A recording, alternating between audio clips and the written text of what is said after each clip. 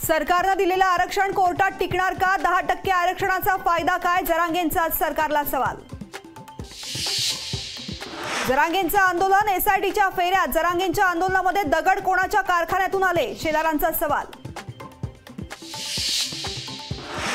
सत्ताधाऱ्यांकडून दिशाभूल करण्याचा प्रयत्न सुरू, दोषी आढळलं तो राजकारणातून संन्यास घेईन, राजेश टोपेंचं सत्ताधाऱ्यांना थेट आव्हान। राजेश टोपेंवरील आरोप 100% खोटे, जरांगेंची खुशाल चौकशी करा, आमचा संबंध नाही, शरद पवारांचं विधान। शिंदे फडणवीसांनी आरोप करताना भान बाळगावं, पवारांची सरकारवर जोरदार टीका।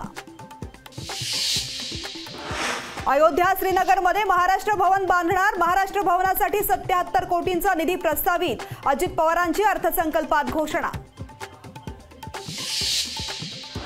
जुन्नरमध्ये शिवसंग्रहालय उभारणार, शिवनेरीवरती शिवकालीन गाव आणि किल्ल्यांची प्रतिकृती उभारली जाणार, अर्थमंत्री अजित पवारांची अर्थसंकल्पात घोषणा। निवडणुका डोळ्यासमोर ठेवून अर्थसंकल्प मांडला, हा अर्थसंकल्प म्हणजे कंत्राटदार जोमात, शेतकरी कोमात, उद्धव ठाकरेंची बोचरी टीका। वंचितच्या भवियातील समावेशाच्या फक्त चर्चेच्या फेऱ्या, जागा वाटपाच्या चर्चा पूर्ण होत नसल्यामुळे वंचित आणि भवियाच्या सामान्य कार्यकर्त्यांमधील संभ्रम कायम। भवियात कोणतेही मतभेद नाहीत, उद्याच्या बैठकीमध्ये अंतिम निर्णय होणार, मुख्य नेते जागा वाटपावरती बोलणार, खासदार संजय राऊत यांची माहिती।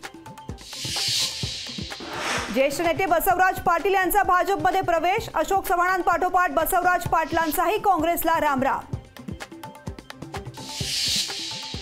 आपने दिल्लीतील उमेदवारांची नावं केली जाहीर, आप 4 जागांवर तर काँग्रेस 3 जागांवर लढवणार निवडणूक।